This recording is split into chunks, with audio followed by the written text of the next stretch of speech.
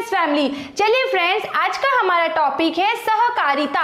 मतलब आज हम जानेंगे कोऑपरेटिव क्या होता है। ठीक है फ्रेंड्स, इसके नाम से ही क्लियर है, सहकारिता का मतलब होता है सह मतलब साथ साथ और कारिता मतलब कार्य, मतलब साथ मिलकर कार्य करना सहकारिता कहलाता है। अब ऐसा क्यों किया जा रहा है? तो देखो फ्रेंड्स, होता क्या है, जब भी किसी वस्तु का प्रोडक्शन होता है, ठीक है, तो वो वस्तु उत्पादक से कितने रुपए में आती है फुटकर व्यापारी के पास? 50 रुपए में। फिर फुटकर व्यापारी क्या करता है, इस वस्तु को थोक व्यापारी को कितने रुपए में देता है? 60 रुपए में। फिर 60 रुपए में ये फुटकर व्यापारी क्या करता है, उपभोक्ता को ये वस्तु 80 रुपए में देता है। तो ऐसी कंडीशन में अब हमें 50 रुपए की वस्तु कितने रुपए में मिली?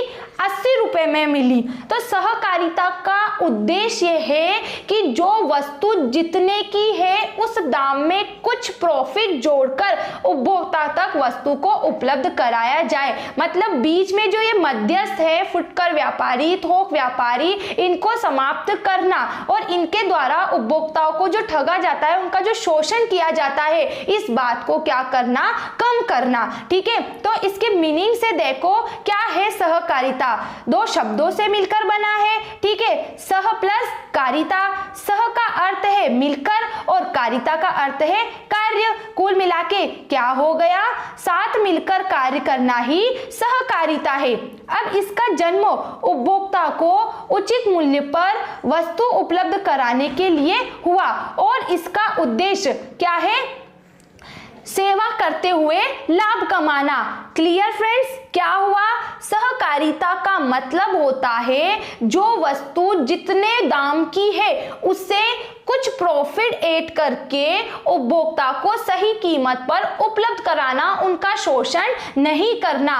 तो यहाँ पर एक चित्र में देखो, इसका सहकारिता का मीनिंग है कि सब प्रत्येक के लिए और प्रत्येक सब के लिए। मतलब ये सब मिलकर क्या करते हैं, साथ साथ कार्य करते हैं। जैसे ये एक पर्सन है, किसी दूसरे पर्सन को अपने साथ शामिल कर रहा है। ठीक है, कि आपके पास जो कोई भी वस्तु है वो आप हमें उपलब्ध कराओ। कहने का मतलब है कि सहकारिता एक ऐसा संगठन हो जाता है जहां पर क्या किया जाता है कि जो कोई व्यक्ति होते हैं उनके पास जो वस्तुएं होती है वह क्या करते हैं, अपने केंद्र पर या अपने स्थान पर मंगवाते हैं कि आप ये वस्तु हमें उपलब्ध कराओ, हम आपकी वस्तु का उचित दाम आपको देंगे और आपकी वस्तु को उचित कीमत पर हम क्या करेंगे, उपभोक्ता तक पहुंचाएंगे। एग्जाम्पल से समझो आप तो इसे काफी अच्छे से समझ पाओगे। जैसे यहाँ पर देखो, अमूल मिल्क का एग्जाम्पल लिखा है। क्या लिखा है यहाँ पर कि अमूल प्रतिदिन 21,20,000 किसानों से 4,47,000 लीटर दूध क्या करता है, एकत्रित करता है, इकट्ठा करता है। ठीक है, फिर अमूल के 10,411 ग्राम स्तर के दूध एकत्रण केंद्र है। मतलब क्या, 21,20,000 तो किसान है जिनसे 4,47,000 लीटर दूध मिलता है।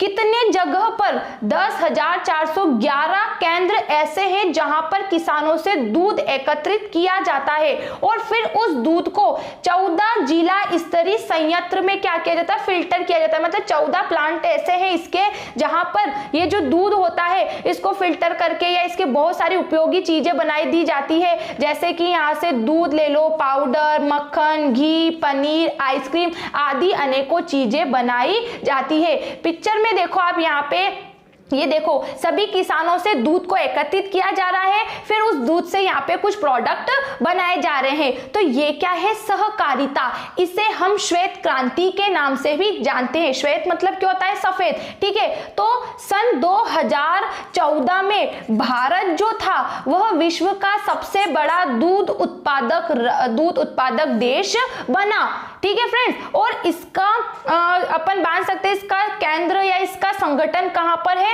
गुजरात। वहां पर ही इसकी स्थापना हुई है। अगर किसी किसान के पास 1 लीटर भी दूध होता है तो ये क्या करते हैं, अपने जो सदस्य हैं उनको या तो फिर किसान के घर भेजते हैं या फिर किसानों को अपने केंद्र पर बुलाते हैं और उनके द्वारा जितना लीटर दूध उन्हें दिया जाता है उसका पैसा दिया जाता है। फिर उस दूध को फिल्टर करके या उसको विभिन्न रूपों में प्रयोग करके उपभोक्ताओं को उचित कीमत पर उपलब्ध कराया जाता है। और साथ में में इन किसानों को ये भी सिखाया जाता है कि कैसे बड़े पैमाने पर दूध का उत्पादन किया जाता है। इसके लिए जो गाय भैंस होती है उनका कैसे ध्यान रखना, उन्हें क्या खिलाना, कैसे दूध का बड़े पैमाने पर उत्पादन करना, ये सारी बातें भी इन्हें बताई जाती है। ठीक है फ्रेंड्स, आया समझ में सहकारिता का मतलब क्या होता है? सहकारिता एक ऐसा संगठन है जिसमें सभी व्यक्ति मिलकर किसी कार्य को करने के लिए एग्री होते हैं। इसमें किसी को भी बाध्य नहीं किया जाता सदस्यता के लिए।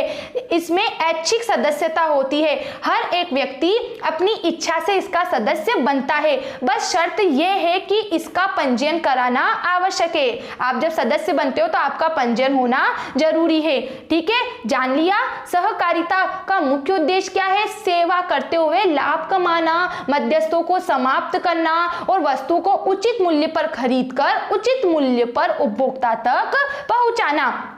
अब जाने इसकी विशेषता कि सहकारिता की क्या क्या विशेषता है। फर्स्ट इसमें दिया है फ्रेंड्स पंजीयन कराना, सेकंड है वयस्क सदस्यता, थर्ड है खुली सदस्यता, फोर्थ है समान अधिकार और फिफ्थ है दायित्व। अब जाने इनकी डिटेल से इसके मीनिंग को कि कभी आप सहकारिता के मेंबर बनते हो तो उसकी क्या क्या विशेषता है, ठीक है, क्या उसके फीचर्स है और क्या इसके नेचर है। ठीक है फ्रेंड्स, फर्स्ट है इसमें पंजीयन कराना। सहकारी समिति को अपना पंजीयन कराना अनिवार्य होता है। पंजीयन सहकारी समिति अधिनियम 1912 के अंतर्गत संबंधित राज्य सहकारी समिति अधिनियम के अंतर्गत करवाया जाता है। पंजीयन के बिना सहकारी समिति का अस्तित्व नहीं माना जाता है। मतलब जब आप इसके सदस्य बनते हो या कहीं पर भी किसी भी स्तर पर सहकारी समिति की स्थापना की जाती है तो सहकारी समिति अधिनियम 1912 है, इसके तहत इसके सारे जो नियम होते हैं वो सारे हमें फॉलो करने होते हैं और पंजीयन कराना इसमें अनिवार्य है, ऐच्छिक नहीं है। इसमें सदस्यता ऐच्छिक है। ठीक है, वयस्क सदस्यता केवल वयस्क। अब वयस्क व्यक्ति कौन होता है? ऐसा व्यक्ति जिसकी उम्र या जिसकी आयु 18 वर्ष से अधिक की होती है, वो वयस्क सदस्य ही इसका क्या बन सकता है? मेंबर बन सकता है। ठीक है फ्रेंड्स, अवयस्क मतलब ऐसा व्यक्ति जिसकी आयु 18 वर्ष से कम है, वह सहकारी समिति का सदस्य नहीं बन सकता।